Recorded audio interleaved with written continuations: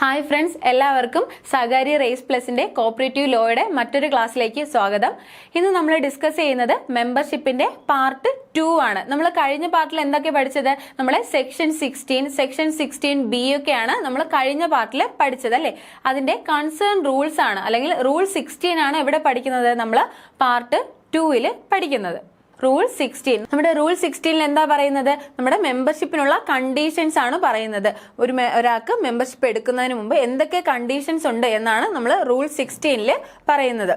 Rule 16 പറയുന്നത് ഒരു membership എടുക്കുന്നതിന് നമ്മൾ എന്തൊക്കെ ചെയ്യണം, ഒരാൾ ഒരു സൊസൈറ്റിയിൽ പോയി മെമ്പർഷിപ്പ് എടുക്കുന്നതിന് വേണ്ടി എന്തൊക്കെയാണ് ആദ്യം ചെയ്യേണ്ടതെന്നാണ് നമ്മുടെ റൂൾ 16 സബ് റൂൾ 1 പറയുന്നത്. ആദ്യം എന്താ ചെയ്യേണ്ടത്? നമ്മളൊരു പ്രിസ്ക്രൈബ്ഡ് ഫോമിൽ നമ്മൾ ഫില്ല് ചെയ്ത് കൊടുക്കേണ്ടതായിട്ടുണ്ട് അല്ലെ. ഒരു പ്രിസ്ക്രൈബ്ഡ് ഫോം നമ്മൾ ഫില്ല് ചെയ്ത് കൊടുക്കേണ്ടതായിട്ടുണ്ട്. Apply in writing in prescribed form and laid by the society.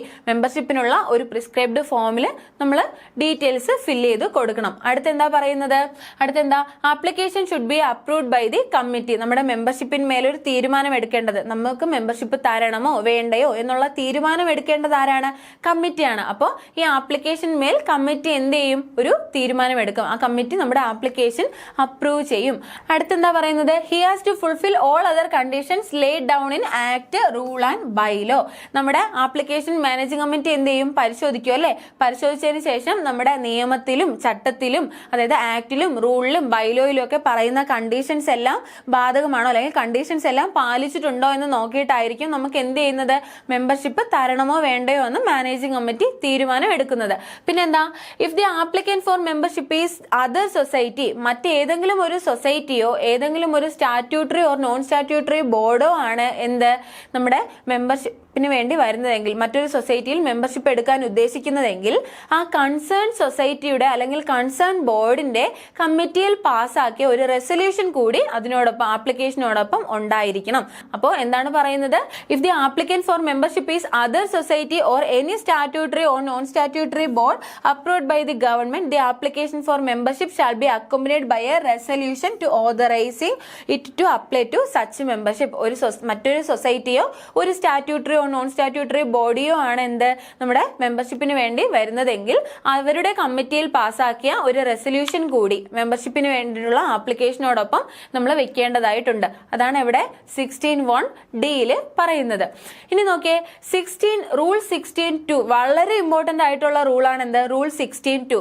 അവിടെ എന്താ പറയുന്നത്? നമ്മുടെ ഇൻഡിവിജ്വൽ മെമ്പർഷിപ്പിനുള്ള ഡിസ്ക്വാളിഫിക്കേഷൻസ് അല്ലെങ്കിൽ കണ്ടീഷൻസ് ആണ് എവിടെ പറയുന്നത്? നമ്മുടെ റൂൾ 16(2) പറയുന്നത്. മെമ്പർഷിപ്പ് എടുക്കുന്നതിനുള്ള കണ്ടീഷൻസ്, ആർക്കൊക്കെ മെമ്പർ ആകാൻ പാടില്ല അല്ലെങ്കിൽ എന്തൊക്കെയാണ് മെമ്പർഷിപ്പിന്റെ ഡിസ്ക്വാളിഫിക്കേഷൻ എന്നാണ് നമ്മുടെ റൂൾ 16(2) പറയുന്നത്. എന്താ? He has not attained the age of 18. 18 വയസ്സ് പൂർത്തിയാകാത്ത ഒരാൾക്ക് ഒരു കോപ്പറേറ്റീവ് സൊസൈറ്റി മെമ്പർ ആകാൻ കഴിയോ? ഇല്ല. അതായത് 18 വയസ്സ് പൂർത്തിയായില്ല എന്നുണ്ടെങ്കിൽ അതെന്താണ്? ഒരു ഡിസ്ക്വാളിഫിക്കേഷൻ ആണ്. 18 വയസ്സ് പൂർത്തിയാകാത്ത ഒരാൾക്ക് ഒരു കോപ്പറേറ്റീവ് സൊസൈറ്റിയിൽ മെമ്പർ ആകാനായിട്ട് സാധിക്കില്ല. എന്നാൽ ഇത് എവിടെ ബാധകമല്ല? നമ്മൾ നേരത്തെ പഠിച്ചു. എവിടെയാണ് ബാധകം അല്ലാത്തത്? സ്കൂൾ, കോളേജ് കോപ്പറേറ്റീവ് സൊസൈറ്റികൾക്ക് ഇത് ബാധകമല്ല. ഇനി നോക്കിയേ, in the case of youth cooperative society who has above the age of 45 years, എന്താണ് പറയുന്നത്? 45 വയസ്സ് കഴിഞ്ഞ ഒരു വ്യക്തിക്ക് ഒരു യൂത്ത് കോപ്പറേറ്റീവ് സൊസൈറ്റിയിൽ മെമ്പർ ആകാൻ കഴിയില്ല. അപ്പോൾ യൂത്ത് കോപ്പറേറ്റീവ് സൊസൈറ്റിയെ സംബന്ധിച്ചിടത്തോളം 45 വയസ്സ് കഴിഞ്ഞാൽ അതെന്താണ്? ഡിസ്ക്വാളിഫിക്കേഷൻ ആണ്. അപ്പോൾ 45 വയസ്സ് കഴിഞ്ഞു കഴിഞ്ഞാൽ യൂത്ത് കോപ്പറേറ്റീവ് സൊസൈറ്റിയിൽ മെമ്പർ ആകാനായിട്ട് സാധിക്കില്ല. പിന്നെന്താ?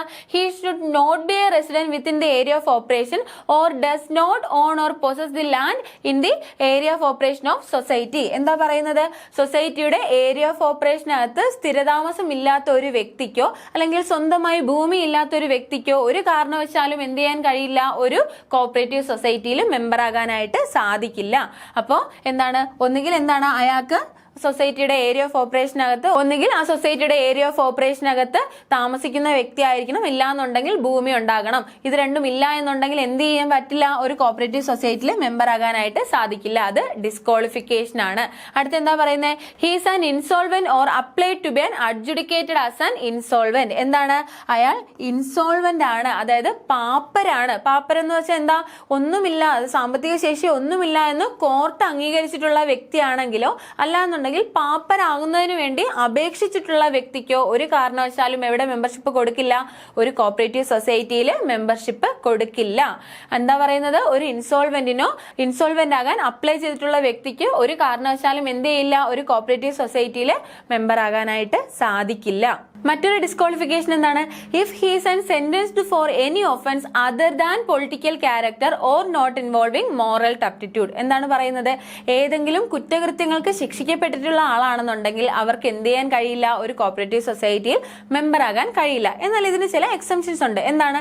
നമ്മുടെ പൊളിറ്റിക്കൽ നേച്ചറിലുള്ള കുറ്റകൃത്യങ്ങൾക്ക് ശിക്ഷിക്കപ്പെട്ടിട്ടുള്ള വ്യക്തികൾക്കോ മോറൽ ടപ്റ്റിറ്റ്യൂഡിന്റെ വിഭാഗത്തിൽ പെടാത്ത കുറ്റകൃത്യങ്ങൾക്ക് ശിക്ഷിക്കപ്പെട്ടിട്ടുള്ള വ്യക്തികൾക്കോ, അതായത് ചെറിയ ചെറിയ അടിപിടി കേസുകൾ, അങ്ങനെയുള്ള കേസുകളിൽ ശിക്ഷിക്കപ്പെട്ടിട്ടുള്ള വ്യക്തികൾക്കൊന്നും ഈ കണ്ടീഷൻ ബാധകമല്ല. അതായത് പൊളിറ്റിക്കൽ നേച്ചറിലുള്ള കുറ്റകൃത്യങ്ങൾക്ക് ശിക്ഷിക്കപ്പെട്ടിട്ടുള്ള വ്യക്തിയാണെങ്കിൽ മെമ്പർ ആകുന്നതിന് തടസ്സമില്ല. അതുപോലെ മോറൽ ടപ്റ്റിറ്റ്യൂഡിൽ പെടാത്ത കുറ്റങ്ങൾക്ക് ശിക്ഷിക്കപ്പെട്ടിട്ടുള്ള വ്യക്തികൾക്കും മെമ്പർ ആകുന്നതിന് തടസ്സമില്ല. ഇത് രണ്ടും ഒഴികെയുള്ള കുറ്റകൃത്യങ്ങൾക്ക് ശിക്ഷിക്കപ്പെട്ടിട്ടുള്ള വ്യക്തികളാണെന്നുണ്ടെങ്കിൽ എന്ത് ചെയ്യാൻ പാടില്ല? ഒരു കോപ്പറേറ്റീവ് സൊസൈറ്റിയിൽ മെമ്പർ ആകാൻ പാടില്ല. എന്നാൽ ഇതിനുള്ള മറ്റൊരു എക്സംഷൻ എന്ന് പറയുന്നത് അവരുടെ ശിക്ഷയുടെ കാലാവധി കഴിഞ്ഞ് 5 വർഷത്തിന് ശേഷം എന്ത് ചെയ്യാം? ഇവർക്ക് വേണമെങ്കിൽ ഒരു കോപ്പറേറ്റീവ് സൊസൈറ്റിയിൽ മെമ്പർ ആകാം. അതായത് ശിക്ഷയുടെ കാലാവധി കഴിഞ്ഞ് 5 വർഷം കഴിഞ്ഞാൽ ഈ കുറ്റകൃത്യങ്ങൾക്ക് ശിക്ഷിക്കപ്പെട്ടിട്ടുള്ള വ്യക്തികൾക്ക് ഒരു കോപ്പറേറ്റീവ് സൊസൈറ്റിയിൽ മെമ്പർ ആകുന്നതിന് തടസ്സമില്ല. മറ്റൊരു കണ്ടീഷൻ എന്താ? If he's A paid employee of the society or it's financing bank or any society for which it is the financing bank. എന്താണ്? അത് ഒരു പെയ്ഡ് എംപ്ലോയി ആവാൻ പാടില്ല. ആ മെമ്പർഷിപ്പിന് വേണ്ടി വരുന്ന വ്യക്തി ആ സൊസൈറ്റിയോ അതിന്റെ ഫിനാൻസിംഗ് ബാങ്കിലോ ഒരു പെയ്ഡ് എംപ്ലോയി ആകാൻ പാടില്ല. ഒരു പെയ്ഡ് എംപ്ലോയിക്ക് എന്ത് ചെയ്യാൻ കഴിയില്ല? ആ സൊസൈറ്റിയിൽ തന്നെ മെമ്പർ ആകാനായിട്ട് കഴിയില്ല. അതായത് ആ സൊസൈറ്റിയുടെയോ അതിന്റെ ഫിനാൻസിംഗ് ബാങ്കിന്റെയോ പെയ്ഡ് എംപ്ലോയിക്ക് ഒരു സൊസൈറ്റിയിൽ ആ സൊസൈറ്റിയിൽ തന്നെ മെമ്പർ ആകാനായിട്ട് കഴിയില്ല. എന്നാൽ ഇതിന് ചില എക്സംഷൻസ് ഉണ്ട്. എന്താണ്? നമ്മുടെ കോപ്പറേറ്റീവ് മോട്ടോർ ട്രാൻസ്പോർട്ട് സൊസൈറ്റികൾ, കോപ്പറേറ്റീവ് വർക്ക്ഷോപ്പ് സൊസൈറ്റികൾ, അവിടെയൊന്നും എന്താണ് ഈ കണ്ടീഷൻ ബാധകമല്ല. അവിടെയൊക്കെ പെയ്ഡ് എംപ്ലോയീസിന് മെമ്പർ ആകുന്നതിന് തടസ്സമില്ല. ഇപ്പൊ കോപ്പറേറ്റീവ് മോട്ടോർ ട്രാൻസ്പോർട്ട് സൊസൈറ്റികളിൽ അവിടെ വർക്ക് ചെയ്യുന്ന ആളായിരിക്കും എന്ത്? മെമ്പർ എന്ന് പറയുന്നത്. അല്ലെങ്കിൽ അതിന്റെ ഫിനാൻസിംഗ് ബാങ്കിൽ വർക്ക് ചെയ്യുന്ന ആളായിരിക്കും മെമ്പേഴ്സ്. അപ്പോൾ ഇത്തരത്തിലുള്ള മോട്ടോർ ട്രാൻസ്പോർട്ട് സൊസൈറ്റികളിലും കോപ്പറേറ്റീവ് വർക്ക്ഷോപ്പ് സൊസൈറ്റികളിലും അതുപോലെ അതിന്റെ എംപ്ലോയീസിന്റെ ഫിനാൻസിംഗ് ബാങ്കിലും ഒന്നും എന്ത് ഈ കണ്ടീഷൻ ബാധകമല്ല. അല്ലാതെയുള്ള സാധാ കോപ്പറേറ്റീവ് സൊസൈറ്റികളിൽ ആ സൊസൈറ്റിയുടെ പെയ്ഡ് എംപ്ലോയിക്കോ അതിന്റെ ഫിനാൻസിംഗ് ബാങ്കിന്റെ പെയ്ഡ് എംപ്ലോയിക്കോ മെമ്പർ ആകാൻ സാധിക്കില്ല. ഇനി മറ്റൊരു കണ്ടീഷൻ എന്താ? He has been surcharge under section 68. നമ്മുടെ സെക്ഷൻ 68 പ്രകാരം സർചാർജ് ചെയ്യപ്പെട്ട ഒരു വ്യക്തിക്ക് എന്ത് ചെയ്യാൻ കഴിയില്ല? ഒരു കോപ്പറേറ്റീവ് സൊസൈറ്റിയിൽ മെമ്പർ ആകാനായിട്ട് കഴിയില്ല. എന്നാൽ സർചാർജിന്റെ കാലാവധി കഴിഞ്ഞ് സർചാർജ് ചെയ്ത് അയാളുടെ കയ്യിൽ നിന്നും അയാൾ അപഹരിച്ച തുകയെല്ലാം തിരിച്ചു പിടിച്ച ശേഷം അത് കഴിഞ്ഞ് 3 വർഷം കഴിഞ്ഞാൽ എന്ത് ചെയ്യാം? അയാൾക്ക് മെമ്പർ ആകുന്നതിന് തടസ്സമില്ല. നമ്മുടെ സർചാർജ് എന്ന് പറഞ്ഞാൽ എന്താ?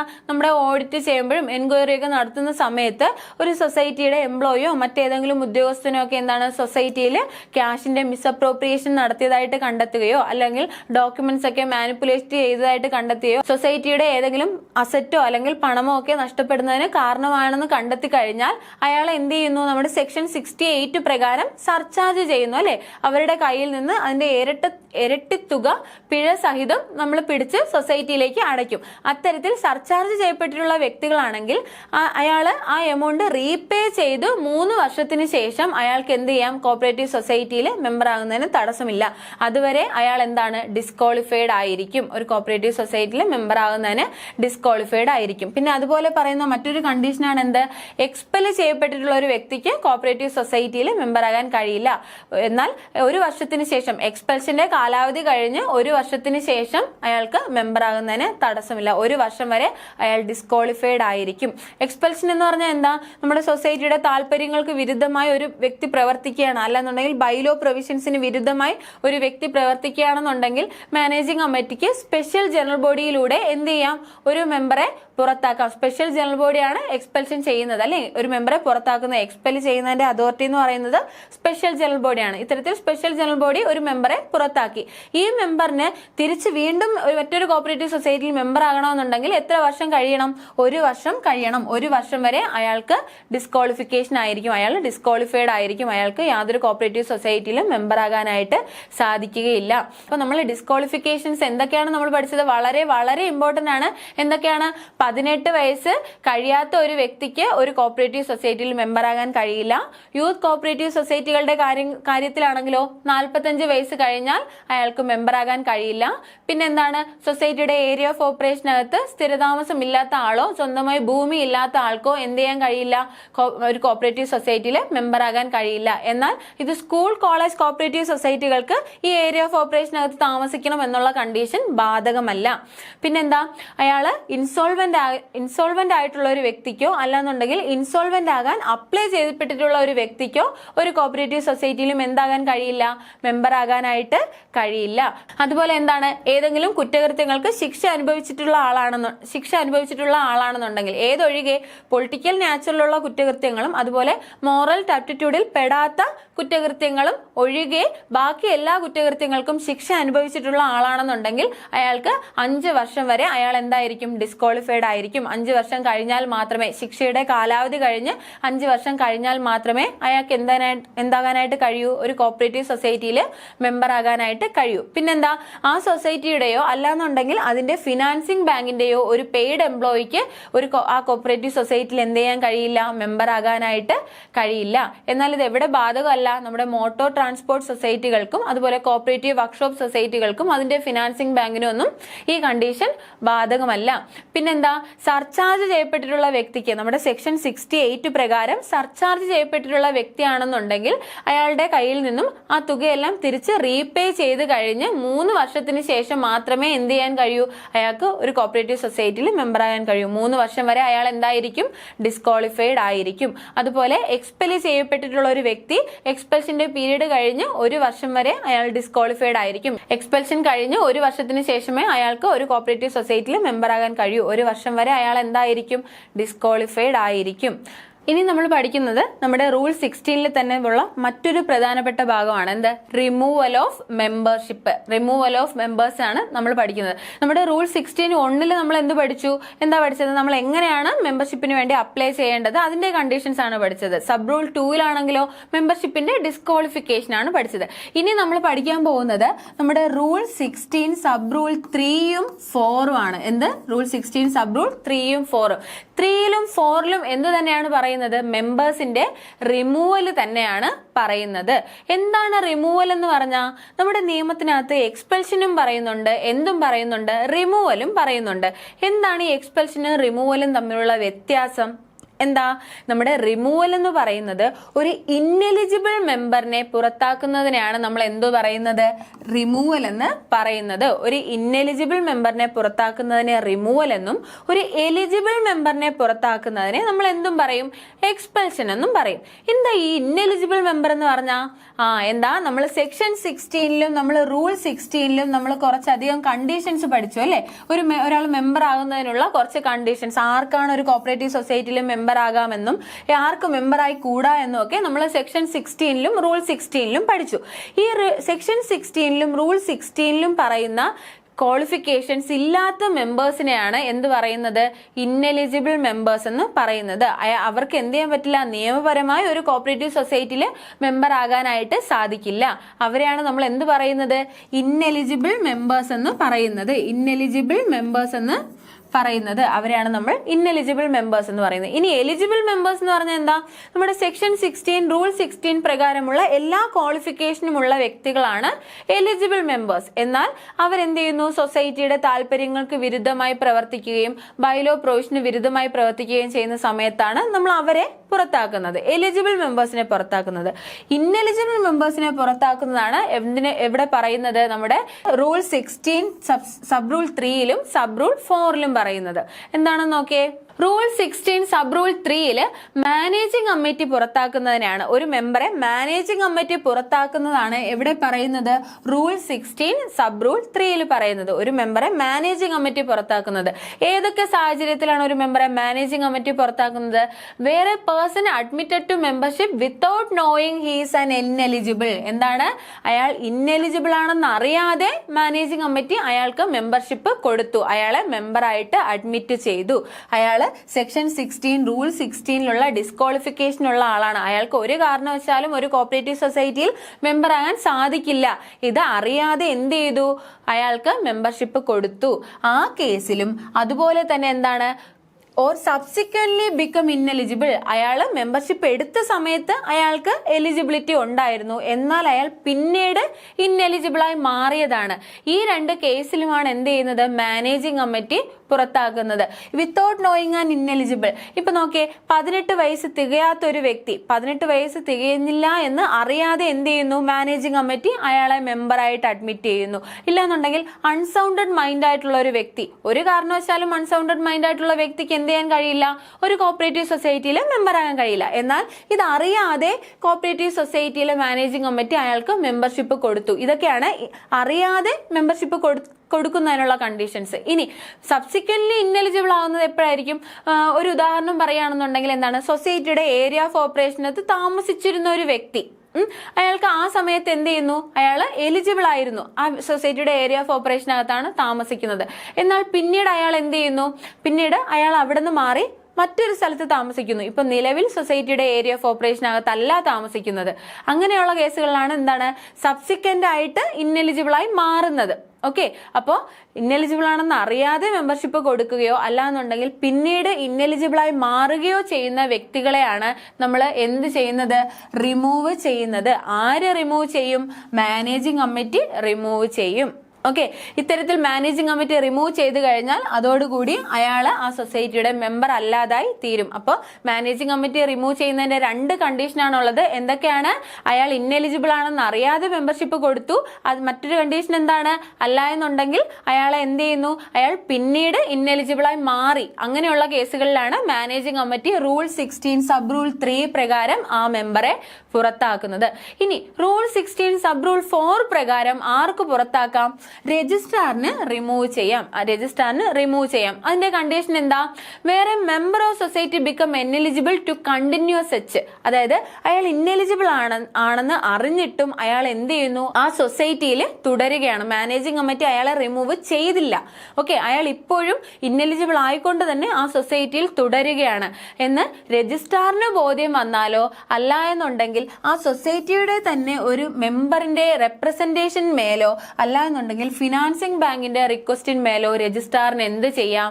ആ മെമ്പറെ സൊസൈറ്റിയിൽ നിന്നും റിമൂവ് ചെയ്യാം. അപ്പൊ രജിസ്ട്രാർ റിമൂവ് ചെയ്യുന്ന കണ്ടീഷൻ എന്താണ്?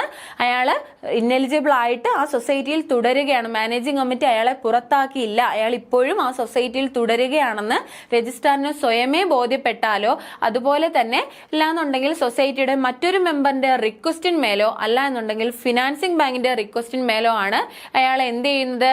റൂൾ 16(4) പ്രകാരം രജിസ്ട്രാർ റിമൂവ് ചെയ്യുന്നത്. അപ്പൊ നോർമൽ കേസിൽ ഒരു മെമ്പറെ റിമൂവ് ചെയ്യേണ്ട അതോറിറ്റി ആരെന്ന് ചോദിച്ചാൽ മാനേജിംഗ് കമ്മിറ്റി തന്നെയാണ്. മാനേജിംഗ് കമ്മിറ്റി ചെയ്യാതെ വരുമ്പോഴാണ് ആര് ചെയ്യുന്നത്? രജിസ്ട്രാർ ചെയ്യുന്നതെന്ന് നമ്മൾ മനസ്സിലാക്കുക. ഓക്കെ, അടുത്തെന്താ പറയുന്നത്? റൂൾ 16(5) ആണ്. നമ്മുടെ 2024 വന്നിട്ടുള്ള റൂൾ അമെന്റ്മെന്റിലാണ് എന്ത് വന്നിട്ടുള്ളത്? റൂൾ 16(5) കൂടി ആഡ് ചെയ്ത് വന്നിട്ടുള്ളത്. എന്താണ് റൂൾ 16(5) പറയുന്നത്? നോക്കേ, നമ്മളൊരു കോപ്പറേറ്റീവ് സൊസൈറ്റിയിൽ സാധാരണഗതിയിൽ ഭരണകാര്യങ്ങളൊക്കെ ചെയ്യേണ്ടത് ആരാണ്? ആ സൊസൈറ്റിയുടെ മാനേജിംഗ് കമ്മിറ്റിയാണ്, അല്ലെ? ഇനി മാനേജിംഗ് കമ്മിറ്റി അവിടെ ഇല്ലാത്ത സാഹചര്യത്തിൽ എങ്ങനെയൊക്കെ? നമ്മുടെ സെക്ഷൻ 32 പ്രകാരം സൂപ്പർ സെഷനിലൂടെ ആ നിലവിലുള്ള മാനേജിംഗ് കമ്മിറ്റി എടുത്ത് പുറത്താക്കി. അതല്ല എന്നുണ്ടെങ്കിൽ എന്ത് ചെയ്യാം? സെക്ഷൻ 33 പ്രകാരം അവിടെ അഡ്മിനിസ്ട്രേറ്ററോ അഡ്മിനിസ്ട്രേറ്റീവ് കമ്മിറ്റിയോ വന്നു. നമ്മുടെ സെക്ഷൻ 32 പ്രകാരം നിലവിലുള്ള മാനേജിംഗ് കമ്മിറ്റിയെ പുറത്താക്കിയിട്ട് പകരം അവിടെ ഭരണകാര്യങ്ങൾ ചെയ്യുന്നതിന് വേണ്ടിയിട്ട് ഒരു അഡ്മിനിസ്ട്രേറ്ററോ അഡ്മിനിസ്ട്രേറ്റീവ് കമ്മിറ്റിയോ നിയമിക്കുകയോ, അല്ല എന്നുണ്ടെങ്കിൽ സെക്ഷൻ 33 പ്രകാരം ഒരു കോപ്പറേറ്റീവ് സൊസൈറ്റിയിൽ പുതിയ മാനേജിംഗ് കമ്മിറ്റിക്ക് വരാൻ കഴിയാത്ത സാഹചര്യത്തിൽ എന്ത് ചെയ്യുന്നു? ഒരു അഡ്മിനിസ്ട്രേറ്ററോ അഡ്മിനിസ്ട്രേറ്റീവ് കമ്മിറ്റിയെ അപ്പോയിന്റ് ചെയ്യുന്നു. ഈ 2 കേസുകളിലും അവിടെ ഭരണം നടത്തുന്നത് ആരായിരിക്കും? നമ്മുടെ അഡ്മിനിസ്ട്രേറ്ററോ അഡ്മിനിസ്ട്രേറ്റീവ് കമ്മിറ്റിയോ ആയിരിക്കും ഭരണം നടത്തുന്നത്. ഇത്തരത്തിൽ അഡ്മിനിസ്ട്രേറ്റീവ് കമ്മിറ്റി ഭരണം നടത്തുമ്പോൾ ഒരു മാനേജിംഗ് കമ്മിറ്റി ചെയ്യേണ്ട എല്ലാ കാര്യങ്ങളും ആരായിരിക്കും അവിടെ ചെയ്യേണ്ടത്? അഡ്മിനിസ്ട്രേറ്ററോ അഡ്മിനിസ്ട്രേറ്റീവ് കമ്മിറ്റിയോ ആയിരിക്കും ചെയ്യേണ്ടത്. ഇവർ ഭരണത്തിലിരിക്കുന്ന സാഹചര്യത്തിൽ എന്ത് ചെയ്യുന്നു? ഒരാള് ഒരു മെമ്പർഷിപ്പ് കൊണ്ടുവരുന്നു, അയാൾക്ക് മെമ്പർ ആവുന്നതിന് വേണ്ടിയിട്ടുള്ള ഒരു ആപ്ലിക്കേഷൻ കൊണ്ടുവരുന്നു. അപ്പോൾ അയാളെ ആര് മെമ്പറായിട്ട് അവിടെ അഡ്മിറ്റ് ചെയ്യണം? ആ അഡ്മിനിസ്ട്രേറ്ററോ അഡ്മിനിസ്ട്രേറ്റീവ് കമ്മിറ്റിയോ ആയിരിക്കും മെമ്പറായിട്ട് അഡ്മിറ്റ് ചെയ്യേണ്ടത്. ഇത്തരത്തിൽ ഒരു അഡ്മിനിസ്ട്രേറ്ററോ അഡ്മിനിസ്ട്രേറ്റീവ് കമ്മിറ്റിയോ അപ്പോയിന്റ് ചെയ്ത ഒരു മെമ്പറിന്റെ മെമ്പർഷിപ്പ് ഡിനൈ ചെയ്യാനോ റാറ്റിഫൈ ചെയ്യാനോ, അതായത് അയാളെ ആ മെമ്പറായിട്ട് തുടരുന്നതിന് അനുവദിക്കുന്നതിനോ അല്ലാന്നുണ്ടെങ്കിൽ ആ മെമ്പർഷിപ്പ് റെഫ്യൂസ് ചെയ്യുന്നതിനോ ഉള്ള അധികാരം ആർക്കായിരിക്കും? അപ്കമിങ് എലക്റ്റഡ് കമ്മിറ്റി, ഇനി വരാൻ പോകുന്ന എലക്റ്റഡ് കമ്മിറ്റിക്കായിരിക്കും. അതായത് നിലവിൽ അഡ്മിനിസ്ട്രേറ്റർ ഇയാളുടെ ആപ്ലിക്കേഷൻ എല്ലാം പരിശോധിച്ചതിന് ശേഷം തൽക്കാലത്തേക്ക് അയാളെ എന്ത് ചെയ്യുന്നു? അവിടെ മെമ്പറായിട്ട് അഡ്മിറ്റ് ചെയ്യുന്നു. പക്ഷേ ഈ മെമ്പർഷിപ്പിൽ ഫൈനൽ ആയിട്ട് ഒരു ഡിസിഷൻ എടുക്കേണ്ടത് ആരാണ്? ഇനി വരാൻ പോകുന്ന അപ്കമിങ് എലക്റ്റഡ് കമ്മിറ്റി ആയിരിക്കും ഈ മെമ്പർഷിപ്പിൽ ഫൈനൽ ആയിട്ട് ഒരു ഡിസിഷൻ എടുക്കേണ്ടത്. ഈ അപ്കമിങ് എലക്റ്റഡ് കമ്മിറ്റിക്ക് എന്ത് ചെയ്യാം? ഇയാളുടെ മെമ്പർഷിപ്പ് നോക്കിയതിന് ശേഷം ഇയാള് ക്വാളിഫിക്കേഷൻ ഇല്ല എന്ന് അപ്കമിങ് കമ്മിറ്റിക്ക് തോന്നുകയാണെന്നുണ്ടെങ്കിൽ എന്ത് ചെയ്യാം?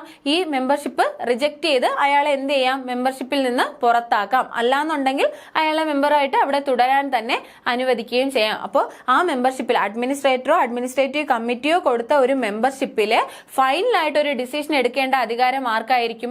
അപ്കമിങ് എലക്റ്റഡ് കമ്മിറ്റിക്കായിരിക്കും എന്നാണ് നമ്മുടെ റൂൾ 16 സബ് റൂൾ 5 പറയുന്നത്. ഇനി നോക്കിയേ, if such membership is refused by the elected committee it shall be specify the reason and thereof inform the applicant accordingly.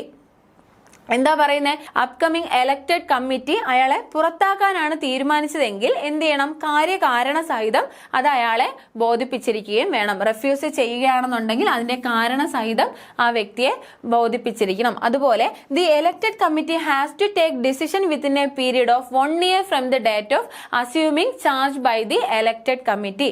ഈ ഡിസിഷൻ അവർ എപ്പോഴായിരിക്കും എടുക്കേണ്ടത്? അവര് ചാർജ് എടുത്ത് 1 വർഷത്തിനുള്ളിൽ തന്നെ ഇത്തരത്തിലുള്ള മെമ്പർഷിപ്പിൽ ഒരു ഫൈനലായിട്ട് തീരുമാനം അല്ലെങ്കിൽ ഡിസിഷൻ എടുത്തിരിക്കണം. എത്ര വർഷത്തിനുള്ളിൽ? 1 വർഷത്തിനുള്ളിൽ. അവർ പുതിയതായിട്ട് വരുന്ന അപ്കമിങ് കമ്മിറ്റി ചാർജ് എടുത്ത് 1 വർഷത്തിനുള്ളിൽ ഇത്തരത്തിൽ അഡ്മിനിസ്ട്രേറ്ററോ അഡ്മിനിസ്ട്രേറ്റീവ് കമ്മിറ്റിയോ കൊടുത്ത മെമ്പർഷിപ്പിൽ അവരൊരു തീരുമാനം ഡിസിഷൻ എടുത്തിരിക്കണം എന്നാണ് നമ്മുടെ റൂൾ 16 സബ് റൂൾ 5 പറയുന്നത്. അപ്പോൾ എന്തൊക്കെയാണ് നമ്മൾ പഠിച്ചത്? നമ്മൾ റൂൾ 16 പഠിച്ചു അല്ലെ? നമ്മുടെ റൂൾ 16 പ്രധാനപ്പെട്ട ഒരു ഭാഗമാണ്, മറക്കാതിരിക്കുക. ഓക്കെ, മറക്കാതെ പഠിക്കുക. ഇനി നമ്മൾ പഠിക്കുന്നത് റൂൾ 17 ആണ്. റൂൾ 17 എന്താണ്? Restriction on the admission of members in certain type of society. ചില ടൈപ്പ് ഓഫ് സൊസൈറ്റികളിലുള്ള മെമ്പർഷിപ്പിന്റെ റെസ്ട്രിക്ഷൻസ് ആണ് എവിടെ പറയുന്നത്? നമ്മുടെ റൂൾ 17 പറയുന്നത്. എല്ലാ സൊസൈറ്റികളിലും എല്ലാവർക്കും മെമ്പർഷിപ്പ് കൊടുക്കോ? ഇല്ല. ചില ടൈപ്പ് ഓഫ് സൊസൈറ്റികളിൽ ചില റെസ്ട്രിക്ഷൻസ് ഉണ്ട്. അത് നമ്മൾ ഓൾറെഡി തന്നെ നമ്മൾ സെക്ഷൻ 16 പഠിച്ചപ്പോൾ പഠിച്ചതാണ്. എന്തൊക്കെയാണ് റെസ്ട്രിക്ഷൻ എന്ന് പറയുന്നത്? നോക്കിയേ, ഏതെങ്കിലും ഒരു സ്പെസിഫിക് ആക്ടിവിറ്റിയിലൂടെ അതിലെ മെമ്പേഴ്സിന്റെ സാമ്പത്തിക താല്പര്യങ്ങൾ സംരക്ഷിക്കുന്നതിന് വേണ്ടി ഫോം ചെയ്തിട്ടുള്ള സൊസൈറ്റികളാണെന്നുണ്ടെങ്കിൽ, അതുപോലെ തന്നെ ഏതെങ്കിലും ഒരു പർട്ടിക്കുലർ ഇൻഡസ്ട്രിയുടെ ഡെവലപ്മെന്റിന് വേണ്ടിയിട്ട് അതിലെ മെമ്പേഴ്സിന്റെ ഡെവലപ്മെന്റിന് വേണ്ടി ഫോം ചെയ്തിട്ടുള്ള സൊസൈറ്റികളാണെന്നുണ്ടെങ്കിൽ അവിടെ നോർമൽ കേസിൽ ആക്ച്വൽ ബെനിഫിഷ്യറീസിനും ആക്ച്വൽ വർക്കേഴ്സിനും ആയിരിക്കും എന്ത് കൊടുക്കുക? മെമ്പറായിട്ട് അഡ്മിറ്റ് ചെയ്യാനായിട്ട് സാധിക്കുക. എന്നാൽ ചില കേസുകളിൽ എന്ത് ചെയ്യാം? അവർക്ക് മറ്റുള്ളവർക്കും മെമ്പർഷിപ്പ് കൊടുക്കാം. പക്ഷെ അതിനൊരു കണ്ടീഷൻ ഉണ്ട്. എന്താണ് കണ്ടീഷൻ? ഒന്നുകിൽ ആ ലിമിറ്റ് എവിടെ പറഞ്ഞിരിക്കും? ബൈലോയില് പറഞ്ഞിരിക്കും. അല്ല എന്നുണ്ടെങ്കിൽ ടോട്ടൽ ആ സൊസൈറ്റിയുടെ നമ്പർ ഓഫ് മെമ്പേഴ്സിന്റെ 10% കൂടാൻ പാടില്ല. അതായത് എന്താണ്? നമ്മുടെ SC ST സൊസൈറ്റികൾ, പ്രവാസി ക്ഷേമ സൊസൈറ്റികൾ എന്നൊക്കെ നമ്മൾ കുറച്ച് സൊസൈറ്റികൾ പഠിച്ചില്ലേ നമ്മൾ സെക്ഷൻ 16 പഠിച്ചപ്പോൾ. അപ്പോൾ അത്തരത്തിലുള്ള സൊസൈറ്റികളിലൊക്കെ എന്താണ്? അവരുടെ ആക്ച്വൽ വർക്കേഴ്സിനല്ലാതെ അല്ലെങ്കിൽ ആക്ച്വൽ ബെനിഫിഷ്യറീസിനല്ലാതെ മെമ്പർഷിപ്പ് കൊടുക്കുന്നുണ്ടെങ്കിൽ അത് ഏതുവരെ മാത്രമേ കഴിയുള്ളൂ?